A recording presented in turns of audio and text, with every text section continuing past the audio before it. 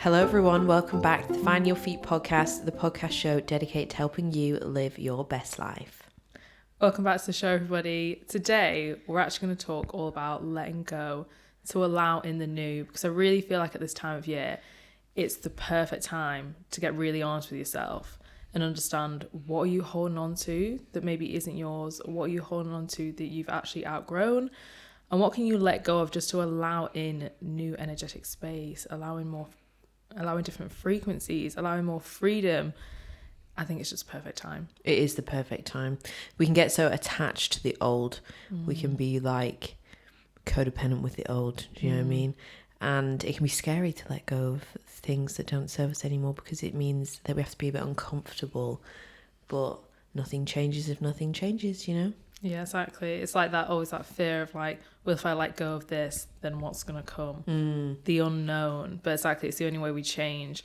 And it's just like these things that weigh us down can take up so much space that we don't even realise. And it's like, we've talked about our goals, we talked about manifesting, we talked about our vision boards. We're all in the vibes, but now I think this is actually like one of the main points of it is actually to let go and allow in the new energy for 2023. Like, what do you actually want to allow in? Yeah. And let go of. What do you want to allow in? What do I want to allow in? What are you letting go of? What am I letting go of? That's a good question. Well, I think mainly like what I spoke about in the other episodes, like letting go of fear, letting go of labels. I want to let go of some, I'm not going to say it here, but like, I think a good example is when you've been healing things and then you can almost attach, not all the time, but you may attach your identity to what you've been healing. Oh, yeah. That's so true. Yeah. And then when do you get to the point where you're like, actually, I need to let that go? Like, who can call that? Only you can call that. Literally nobody else in the world can call that. So I think a bit of that, just like getting honest with myself, is like, what have I tied to my identity that I want to let go of?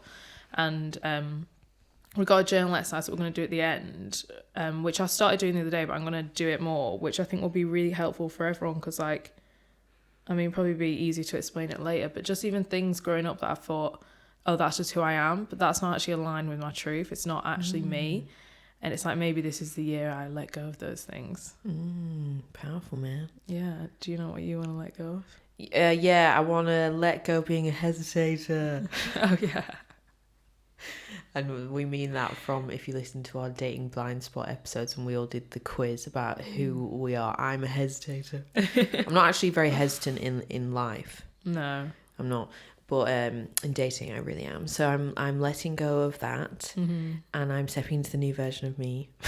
I really feel that. I feel really excited about that. Yeah, I'm so ready to not be a hesitator anymore. Yeah, like you can, and I'm sure you'd think the same way about me, like this time last year. Like if you actually think how you maybe would have felt about dating this time last year to now, it's so different. But obviously you were this at a time different point in your life. Like post-date trauma. Yeah, exactly. I was like, fuck man, Yeah. I need time out. Yeah, that's it. You have to go sometimes into survival to go into creation, 100%, expansion. 100%. Yeah, but no, I can really feel the energetic shift. I'm excited. Well, you psychically predicted that I was going to get a boyfriend this year, so I've just got to make sure that happens. Oh, put it out to the universe. But yeah, no, so I'm going to let go of that, and then I'm also I guess it is letting go, like as in when just keep being small. I don't think I keep myself small that much, but like we all do to a certain degree, and like there'll just be, like there's those little moments where you're on the brink of like, I really want to do this, but like I can't do that, or I shouldn't do that, or like you can just let an insecurity like stop you. Yeah. And in that little moment there, that's what I'm committed to this year, of when I go, no, we're not going to do that, because that is like the doorway to expansion and like magic. And I even mean it on a really small scale, like this is sound a bit random, but like I bought this unitard from Gymshark, the Oh yeah. So random example, but like I'm going to do it in micro moments like this, and in macro moments of like, I'm going to go and approach this person and offer my business services to them, even though I feel like they're like, whoa, sky high. I'm just going to fucking do it. Like, so I'm doing it small and big, but this like small example, and probably some girls out there will relate, because you know, like you stop yourself wearing things you actually want to wear because you Yeah. might be like, oh, like, oh, this is made for like people that are really tiny, or like I don't have the body for that, or like I don't feel confident enough for that. Like if I wear that, I'm going to show my cellulite or something like that. You know, like bullshit. There's one influencer who I absolutely love. That she's called is she called Vivian Horn? Yeah, I like think so. She's like this Dutch girl. I think she's from like Netherlands or Yeah, something. she's amazing. She's unreal, and she's like wears like white cycling shorts and like white sets from Adanola, which is the brand I love. And she is like, you can wear white and show you cellulite, who gives a fuck? Like, do you know what I mean? How many people would be scared to wear cycling shorts anyway, let alone the white ones? Anyway, she's a vibe, muse. But in this moment, I bought this like unitard from Gymshark, which is like, it looks like a fucking swimming costume, but it's like shorts and it's like all connected. And I bought it, and then it arrived and I was like, this is a slay, like I love this. And I was like, but then you've got to go and wear it in the gym. And like some girls would want to wear shorts, they'd want to wear things like that, but they're scared. And I was just like, it's literally just arrived. I can wear it to the gym tomorrow, or I can put it in my drawer and not wear it for like never or whatever. And just like, and I was like, no, in that micro moment, I thought, no, like wear it to the gym, because then once you've worn it, you're telling yourself that you deserve to wear stuff like that. And like, you can wear things that you might feel out of your comfort zone or something, but like, do you know what I mean? Yeah, totally. So that's in such a micro moment, but I feel like even in that, you're letting go of the old, of like where you might have not chosen self-love and you chose self like hate, and being like, oh, like I want to wear this but I don't feel confident enough to wear this, or like I can see my cellulite in my thigh so I can't wear this, or whatever. And I just thought, fuck that shit, like just wear it, because no one else cares anyway. They actually don't give a fuck. No. And probably think you look like a slay. So Definitely. or they just don't even care. They're not even looking at you. But like, it's you versus you in that moment. And it's like, but in that moment you're choosing, like it's bigger than just choosing to wear that thing. Do you know what I mean? It's like you're choosing self-love, you're choosing self-acceptance, you're choosing self-celebration in such a micro moment. So that's what I'm like, that's my release the old, manifest the new, because I'm like in that tiny little moment where you can be like, I really want to do this, and you just like, you can stop yourself or not. That is the line where you go into manifesting newness, or whether you stay back and don't. So yeah, it's so true. You think there's such small moments, but it's like all those little micro moments are what build up to you taking those big steps anyway. Because if you're not even going to allow yourself to maybe do that in the gym, then it's like that just translates to bigger things. Exactly. It's like what that James Clear always says, like, you know, like even with habits, he was literally saying this podcast yesterday, like if you have a habit to go to the gym or whatever, even if you go for like 2 minutes, like it does something in your brain where it's like you're actually showing up for yourself, like the neuroscience of it. And that's like the same thing. So like, even though wearing that to the gym is completely different to maybe a business goal, it actually isn't. Yeah, like exactly. it actually isn't. It's actually like a really similar thing, and all it is showing up for yourself. Yeah. And like a declaration to actually know I'm in control. Yeah. And the unitard looks great, I gotta say. Yeah. I haven't worn it since, but that's because it's been freezing cold, and I'd probably And it's such an energy thing, like it is, yeah. Just in terms of body confidence anyway, it's such an energy Oh my thing. god, it so is. Like you just glow all the time because you're confident. But then like, not to say like if someone's not confident, you've got something wrong with you, but like, I mean, I've had moments where I feel really incompetent in the past, and like that's an energy. Do you know what I mean? Like it's all about energy. No one cares what you look like, and it doesn't matter, because all what matters is how you feel anyway. Yeah, like you don't have to physically change yourself to be confident. It's like, no way. and I actually think it's in those small little moments where you choose that, like, I'm gonna wear this actually, that you build your confidence anyway. Yeah. And the more that you stop yourself from doing that because you're not confident enough, the more you stay unconfident and like keep getting less confident. Yeah. So it's like a paradox, but it's an energy, because you see people all the time who like are just glowing, and you're like, it's just their vibe. Like they just love and accept themselves, and like they're just like, you know what I mean? Yeah. Not that like, anyway, yeah. Yeah, because life's too short, isn't it? It is. If you didn't wear it that day, then not so you could die, but like life's too short, like you might as well just wear it. Yeah, get your ass out, get your titties out in the gym. I do in the gym all the time, actually. Like the other day I had a top on, and then I was really hot, and I was like, do I want to take this top off? And I had a little crop Whip top on. it off, mate. Yeah, I know. And then I was like, and then I took it off, and I felt absolutely fine, just like enjoyed the workout. And I was just thinking, it's so true, like you can get so trapped in your own mind, because there could be a girl across the room that to society has the perfect body or whatever, that is like literally picking apart the tiniest bit of her body, but like somebody else, they may think she looks amazing. But that's how much you can trap yourself in your own mind, especially when it comes to body confidence. Like definitely what you said, it's you against you, nothing else. Literally. This is a time of year that you may be thinking about new goals, new ambitions, new habits, or maybe even thinking about some healing work that you want to do, maybe some patterns that you want to let go of, and you may be seeking professional help. If that is the case, then we have the perfect company for you. Our podcast is sponsored by a company called BetterHelp, and they are a professional online counselling service. So BetterHelp work by setting you up with the perfect therapist for you. So they have thousands of licensed therapists online, and you simply tell them what you are struggling with or what you feel like you need support for, and they will match you with the perfect therapist. And then if you actually think, I want to focus on something else, or I want a different therapist, then they change your therapist for free until you're happy, which is an incredible benefit, because when you go to therapy and you want to be open and vulnerable, the main thing is that you're comfortable with your therapist so you can really step in. Otherwise, there's not much point. So that is a really incredible benefit of BetterHelp. They're also much more affordable than traditional offline counselling, because their aim is to make therapy more accessible for people all around the world. So it is all done online, all from the comfort of your own home. And they are offering our listeners 15% off your first month of therapy. Once you've done your first month as well, you are not signed into like a year contract or anything like that. You can cancel at any time. So if you just feel like you need some support or you want to try out for the month, then you can get the discount off your first month and then see how you feel after that. If you don't want to access this discount, you can head to betterhelp.com/findingyourfeet. That is betterhelp.com/findingyourfeet, and we will leave the link in the show notes below.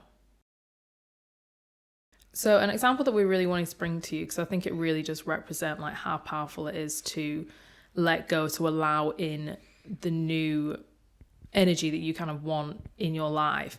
And that is with relationships, because I think it can be really easy to get like familiar with a relationship pattern or with a certain person and completely self-abandon yourself and think, this is serving me, when in reality, you know, it's completely not.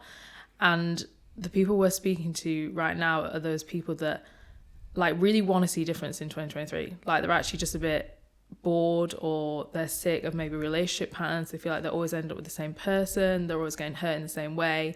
Or as well, you can relate this to anything. Maybe it's your job or anything like that. But it is like that moment in time when you get honest with yourself and you think, where am I accepting things I shouldn't accept? Where are the patterns that I actually really want to let go of?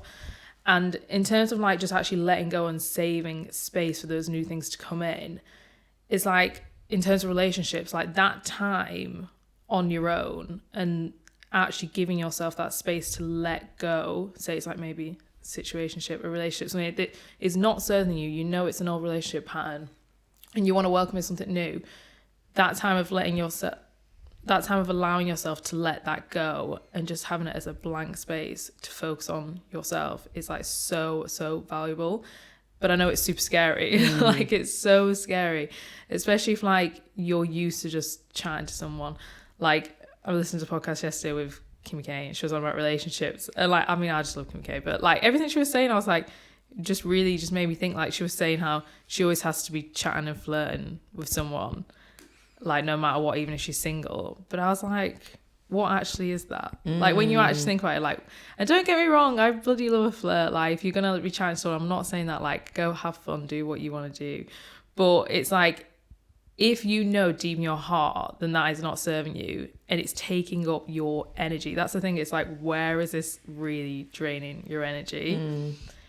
Then that's when you know you need to let it go. And that's like the hardest part. And it's like, I read a quote yesterday as well. There's so many quotes going around my head.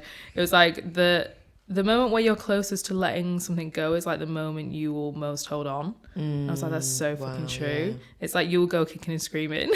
So it's like if you're at that point right now and you're like, I think I need to let this go. Maybe it's a person, maybe it's a job, maybe it's a certain pattern, but you're like, oh, it just feels really uncomfortable. That's because you're about to let it go and you just need to like really step forward and just let it go, because the things that will fill that space will be so much better if you just allow yourself to let go. Love that. So powerful. What was Kim saying about the... Yeah, you need to listen to it. Well, yeah, I am. I only listened to the first 10 minutes and then I got distracted, so I will listen. But when she was saying that she always has to be talking and flirting. So was she saying that was like, was she just neutral about it, or was she saying it was a good or a bad thing? No, they were saying it was a good thing. Oh, what, to always be... Yeah, they were just kind of like laughing about it. She was just like, Gwyneth was like, oh, she was like saying she really wanted to be single, and then Gwyneth was like, do you always have to be having a flirt on the side? And she was like, oh yeah, of course I do. And then Gwyneth was like, oh, I love that. And I bet Gwyneth was thinking, and I was thinking, but like, yeah, I mean, if that's serving her and she wants to stay single, then fair enough. But what I'm more talking about is like, if something, maybe a boy, maybe a leech, or maybe a girl, sorry, maybe anyone, is taking up energetic space where you could just be investing that in yourself. But it's like only you can actually be really honest and think, maybe that is not serving my highest good, and I do want better for my life, and this person is being a leech. So time to cut them off. I don't know if Kim K's doing that, but it is just a good example of like, when is it just like, what is that feeding? Is it feeding validation? Yeah. Is it feeding this need to just want to be loved and want to be wanted? Yeah. Or is it actually in line with you? I saw someone say something actually as well the other day. It was like another podcaster who is podcast is like all about relationships, dating and stuff, but she was saying that sometimes as well someone's like emotional unavailability, I know this is not the same as the flirting thing, but could even be the flirting thing, but like you basically can get sucked into a little bit of the drama of like maybe talking to someone that is either emotionally available, isn't serving you, or is like flirting with you but it's a bit pointless or something, I don't know, because it distracts you from your reality of your life because you don't like your life that much. I'm not saying that's what Kim Kardashian's doing, yeah, well, maybe it's like the nitty gritty, isn't it? Yeah, it's just like really the you just got everyone would have a different answer. Like, you've got to just ask yourself whether you know. But like, I know that is really common for so many people. Like, you're so used to talking to someone, like you're either in a relationship, or then you're talking to somebody, or you just whatever, having a little flirt with somebody. You're so used to always having somebody to message that then when you go into the abyss of nothing, it's really weird. I'm like the complete opposite, where I've literally been in the abyss of nothing for so long that I'm like, fuck yeah, I go to bed and I just fall asleep and I have no stress and it's so good. I'm not waiting for anyone to text me back. Like, you know, like... It's peaceful, I've got to say, though. Yeah, it is very peaceful. That then you're like... You're like, wow, now I've got to go back onto the other side of the world. And I'm like, oh, God. Do you know what I mean? You get so used to the complete opposite. But people are scared of going into that bit. But then also I think people, well, maybe it's just me, scared of going back in. Yeah, no, I think so, definitely. Because when you're going back in, it's like you're putting... No, this just sounds like dramatic for me, but it's like you're putting your happiness on the line in a way. That's something I need to let go of, for sure. No, yeah, I get you. Because relationships are messy and they're hard. Yeah, and it's it's work, but it's the same resistance to being on your own. Because that can be hard and that can be work. To really be on your own and to not actually reach out to someone is hard too. It's just both, the same, really. It's just not easy being alive. It's just fucking hard, guys. Yeah, I saw something as well on TikTok the other day that made me piss, like a new dating term for life, because we just need more. We need more weird dating words, and it's imaginationships. So it was like, you've got situationships, which is when you're like seeing somebody, isn't it, where you're basically in a relo, but you won't define that you're in a relationship. So you just like seeing each other, hanging out, having sex and being close, but then actually either they are saying, oh, I just want to go with the flow, I don't want to, or then you just won't define what it actually is. But there's this imaginationships thing. And actually, if I dissect that, I'll explain what an imaginationship is. I mean, it's quite self-explanatory. Basically, where you like would like just, I don't know, maybe you see someone's Hinge profile and you're like, wow, they're the one, and then you imagine your wedding with them, or like you're talking to somebody and it's just really early stages and there's not much going on, and you're just like imagining them meeting your parents and like going away and getting married and all this mad shit, and or like whatever, like, you know, we've all been there. But I was thinking about dissect this what's going on behind the imaginationships. Imaginationships keep you safe. Because if you can stay there in your own brain, imagining, fantasizing and crushing out on someone or whatever, but nothing's ever actually really going on. So I think it's a step back from a situationship, because I feel like you're not really in the thing, you know. In a situation, you're in there together, but you're just being disrespected because, like, if you want a relationship, you're either denying your need for that by being scared to ask for it or whatever, you know what I mean? Yeah. Whereas imaginationships are step further back out. So I felt the headspace would really fall into this here. Where you're like, they keep you safe because it's like, I can sit here and think about all these different things and that can tick off your like, I don't know, your need for it, well, obviously, but not really because it's in your brain. But like, you know, and they're always like, think about shit and visualize it. Not saying that's what you do in Imaginationship, but like, I've heard some people say that, which I'm not sure if I truly believe, but like, you know, and some people are like, why are you imagining all this shit? I've heard a few people say about like manifesting the law of attraction, when you're too heavy on the imagining, the visualizing, blah blah blah blah blah, rather than taking action, you can get slightly fulfilled by the imagining, that then you're less motivated to take action. Okay, because you may be spending too much time. Yeah, but actually, I think Imaginationships, that is true for that. Because I don't think you're doing Imaginationships because you're trying to manifest or do some law of attraction shit. You're just doing it. But like, it keeps you safe because it means you can like sit in that rather than like actually be in the game. Do you know what I mean? Yeah. And if you're sitting in your Imaginationship, you're in control. Because you're the one imagining. So you're not going to get hurt, are you? Do you know what I mean? Like, so, I saw it on TikTok and I've never, ever heard that word before. And this TikTok had gone viral. It's actually a guy that, I feel like you'd assume that it was just girls that like post, that would think shit like that. But obviously men do it too. But it was actually a guy who'd put this TikTok up and all the comments were so funny. And they were like, oh my God, Imaginationship needs to be in the dictionary. Imaginationships get me so hard. Like there were so many comments and they had like thousands of likes. So there's a lot of people out there living in that. You know, is that serving you? You need to let that go into it. Yeah. But yeah, I thought it was so funny. No, it's so really funny. Made me lol. And the breakdown of it just makes so much sense. Yes. Like, it keeps you safe. Yeah. It's in your own head. And again, it's taking up energetic space. Like if you did want to call in a partner, but you're too busy imagining some random situation, then it's just taking up space, and it's that same way. Yeah, because it will take away a bit of your motivation to maybe take action because I think you can even do it. Say you've got a little roster of people that you're talking to, and then you've got one of them who like is emotionally unavailable typically, and you're like about them because you're talking to other people and like maybe they're available and emotionally available, and then you've got this one maybe old fling that comes back in, so you've got your little roster, then this other one comes back in, then you're like not interested or not as motivated to talk to the other ones because like maybe this other trauma bondy one or like this one who gives you sparks and chemistry or whatever is like really taking all your attention and energy, and then you're like I think your Imaginationship can happen there as well. You start running away like them, like, you know, like the one that got away, or like the one that you maybe always liked or wanted but they never fully gave you, and then they like dip in dip out whilst you're also talking to other people or whatever because you're like dating. You're then less motivated to talk to the others because you're like Imaginationshiping on this emotionally unavailable asshole. Do you know what I mean? There's so many layers to this. There's so many layers, and I think that's like when you have to get honest with yourself, like what that is. Like if they are emotionally unavailable, then like why are you like calling that, and why are you attracted to that? Yeah. And that's what you need to let go of. Yeah, because they always say as well, you're emotional, you can't just sit there and blame that you just attract emotionally unavailable people because you are attracted to them as well. Like you can't sit there and blame that. I mean, you know that thing you said, you're not responsible for what you attract, you are for what you entertain. The entertaining bit, like if you are sitting there and like entertain, like all your, say you've had loads of failed dating experiences, failed relationship experiences because they're all emotionally unavailable.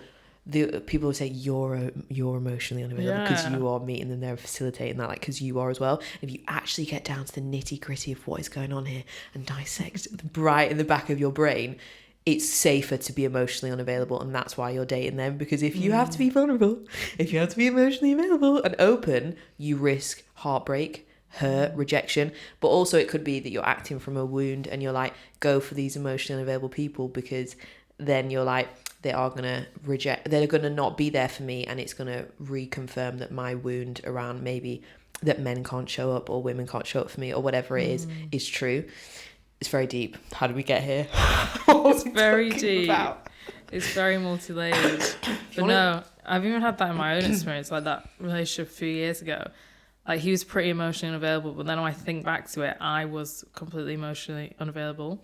So it's like we just, even though it was a nice relationship, it's like we just met each other there. You meet where you are. Because it was comfortable and that was safe and that was that was a jam, because you meet people where you're at. Yeah. So yeah, mirroring back to you guys. Yeah, if you ever want to get us on a tangent, get us talking about dating and relatives. I know. We go off on one. So yeah, we went off on a bit of a tangent then, but it was all golden. Yeah. Very good breakdown. But yeah, just to finish that bit on relationships though, like as we said, if you're in that space where you're like, I really want something different for 2023, I really want to let go of these patterns, but it's scary. Like I just promise you, it's so worth it. Like just step forward. Like it is really the best thing you will ever do is clear space, and anything that feels like a dead weight, any relationship that feels like a dead weight, just take it off your shoulders and just be free and just allow new manifestations to come in. Yeah, you got me thinking about the healing is quote from Estelle. From Estelle. Which one? Estelle Bingham on Instagram. Go and follow her healing is quotes. The healing is standing on the edge of the abyss, feeling terror in every cell of your body and jumping anyway.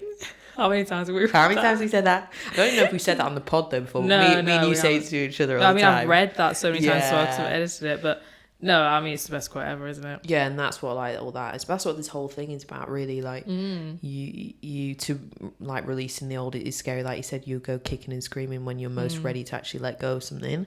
Yeah. But I think a good way actually to stick to what you're trying to let go of to manifest the new is to tell people about, as in have accountability from people. Like, so even on a small scale of a habit, if you let people know that you want to really commit to the gym, maybe you could like have a judgmental friend who'll be like, so you're not actually going to the gym, and make you feel like shit because you haven't been going, or something like that. Or like you could have a supportive friend who reminds you to go, or I don't know, something like that. Do you know what I mean? Or like you could just say like, I don't want to binge drink anymore. I don't want to numb my emotions out on night out every weekend anymore, or something. You know, like just telling people, being honest, being vulnerable, and letting people know what you want to let go of, I think is good, because then you've got eyes on you to make sure that you are staying to what you said you're gonna do. Yeah, because if you don't, sometimes you just keep it in your head, then it's very easy to just cop out. Yeah, like, it's fine. Yeah, especially when it is something scary and, you know, like something that makes you scared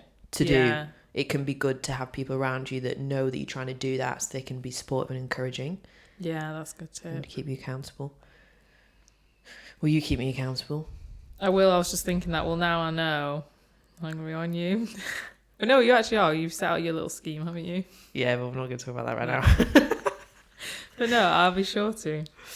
What do you want me to keep you accountable on? I need to think. I'm going to do this journal exercise and think properly, and then I'm sure. Let me know. I'm sure you can keep me. I'll be your accountability fund. Have you let go of that yet? I'm like, no. You healed your trauma.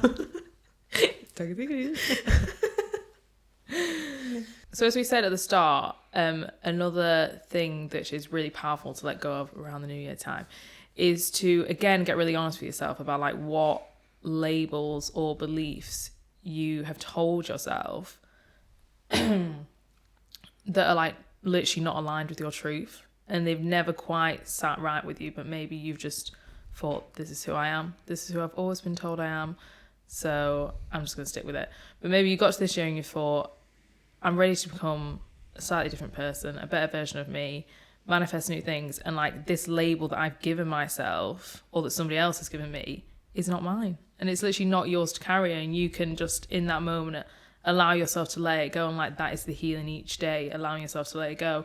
But just for an example, it could be something like, say if it's even like a job role, because that's what it, like this idea kind of came from a podcast I was listening to, and like, you know how some parents might say, oh, do this, be this, or like, you're not a creative person, be this, do this, be a lawyer or whatever, and then you might study for all these years, and then you get to the point where actually it's not even aligned with my truth, and I'm not even that much of a, what are lawyers?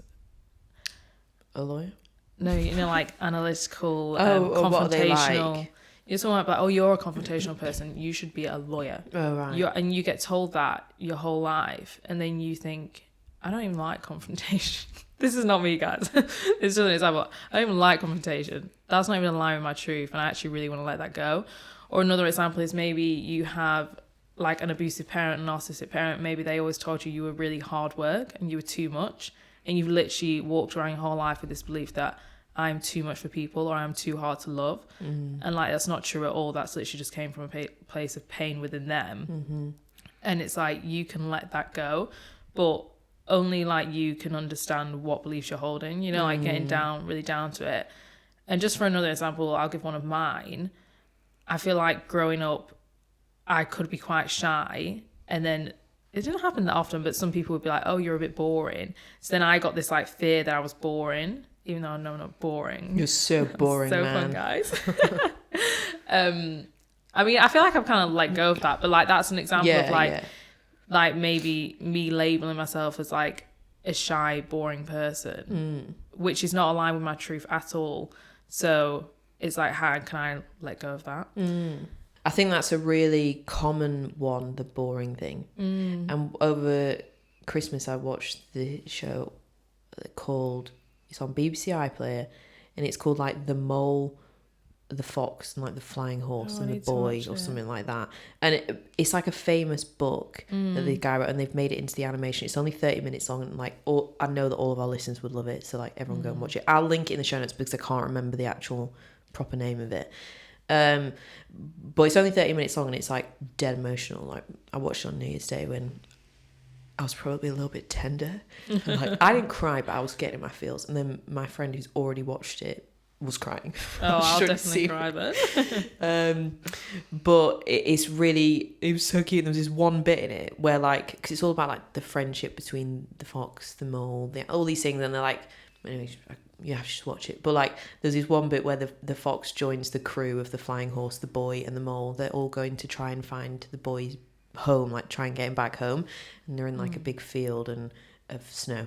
Anyway, the fox is there, and the fox like kind of trails behind them a bit, and he's really quiet, and then the fox opens up and says that the only reason he's really quiet is because he thinks he's boring and he doesn't have anything interesting to say. And I literally was like, oh my god, I was like, this is so human. Like the whole show is really human, like because it just highlights all these like little tiny things that we all think actually really hold us back in life. And I just thought that fox is so healing. Oh, it was really cute. I need to watch that. Yeah, and there was this one bit where the mole is like saying that he finds it hard to say I love you, to actually just say that. He can't say I love you, like he can't use his words like that. But what he'll say instead is something like, I'm glad we're all here together. But that him means I love you. Yeah. And then later at the end of the show he says, I'm glad we're all here together. Well, actually, then you know that it means he loves everybody. I was literally like, and it just made me think, oh, that's so beautiful and healing as well. You know, maybe for like, you know, there's a lot of men that struggle to say their emotions and stuff. And maybe there's like, you know, people out there that have had, maybe they're in relationships where they're not with someone who's very good at using their words to say how they feel, but they do love that person. Or maybe even like a relationship with a parent where they haven't been able to vocalize that, and you've maybe like assumed that they didn't love or care for you that deeply, but actually they just really struggled to use their words like that. It was so beautiful. It sounds really beautiful. It was for this little 30-minute cartoon. It was like a whole life lesson. It's very emotional. So much goes on in it. I'm definitely gonna watch that. Yeah. And cry. Watch it and like put your phone away and just focus on it for 30 minutes. Yeah. Get in your feels. Yeah, definitely. And it's healing. It's actually healing. Yeah, it sounds it. Yeah. Emotional, man. This little emotional little cartoon mole that just rolls around in the snow. I've seen the book things and they look really sweet. Yeah, because the book, everyone like was really moved by the book in the pandemic, I think it's when it came out or something. Yeah.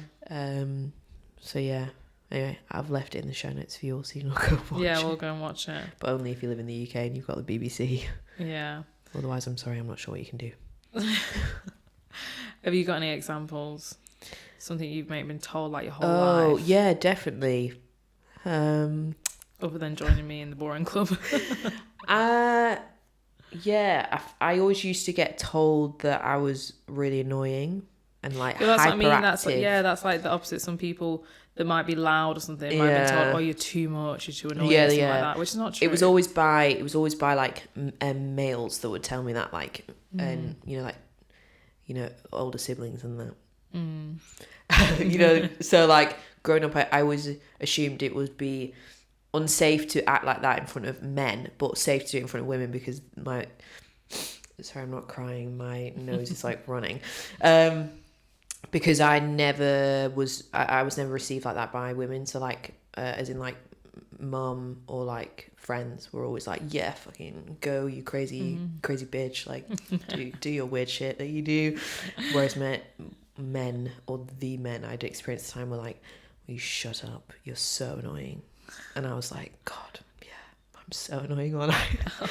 I don't think that anymore. No. Like, I've let that go. #therapy from many years ago. That was one of the things.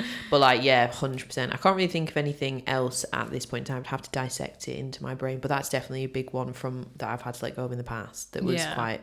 If I was to go around living my whole life believing that, then I'd be two different people around two different genders. Like, yeah, that's so true. Yeah. No, that's such a good example.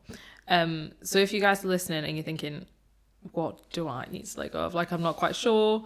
We have the perfect journal exercise for you, which I'm also going to do. I started doing it the other day, but I think it's really, really powerful. So literally just like take your time with this as well. Not rush it. Maybe come back to it like I'm going to do. But so someone was actually talking about this in the podcast the other day, and I'm really sorry I can't remember who it was because I listened to various different ones. But they were talking about something else, but then they said this similar kind of journal exercise where you kind of just sit down and maybe just go through your childhood. It doesn't need to take ages, but maybe just some things that stood out to you. Maybe it's an event, maybe it's like someone saying something to you that like really hurt your feelings, and you know that maybe that triggers you now, or something like that. Or just something people have said to you, like I said, that you've believed and took on as your own, but it actually isn't aligned with you at all. And for you to step into the person you want to be, like, you know, you need to let go of that. So to basically just go through your timeline and just write down each one. Because I think sometimes you might even have it in your head, but you've never wrote it onto paper. And it's like you're not fully bringing it in, like, into your awareness to let go of it. Like, it's so powerful to write stuff down. And then once you have them all wrote down, obviously you can just kind of digest them. And I think once things are on paper, they're a lot scarier and look a lot smaller than they actually are. Yeah. Than when they're in your brain. And then if you'd like, maybe you can burn it, or you can keep it there, and they can be like a little declaration of the stuff that you slowly want to let go of this year. I think it's really nice to burn it. Yeah, I do like burning things. Yeah, I love saying fire to stuff. No, like, I think when it's something that you want to let go of, I think it's so nice to burn it. I think it's really like symbolic, and especially if you do it like on a new moon or something to do with the moon, where the energy is a bit more heightened. Like, it's just extra powerful. But I think you can do it anytime, really. But even like when you're like writing a letter to someone that you want to let go of that you never send. You know, stuff like that, like just letting go of an energy. You can write a letter to the energy you want to let go of that you have within yourself, or like the story, the self-sabotaging habit, the limiting belief that maybe, like, I don't know, that you planted in yourself rather than like even what someone else has given you. Like, I just think it should burn it. Burn it all. But we're going to leave it there for today, guys. So I hope you've enjoyed it. I hope you felt a bit inspired to think about what you maybe want to let go of, and felt a bit empowered and motivated to actually go through that little scary bit where you're standing on the edge of the abyss and you jump anyway into the newness. And, you know, stay consistent, stay accountable to yourself, like, you know, stick with it and do it, whatever it is that you're wanting to let go of, like bring in the newness for 2023. Yeah, because you can do it. The power is in your hands. Power is in your hands.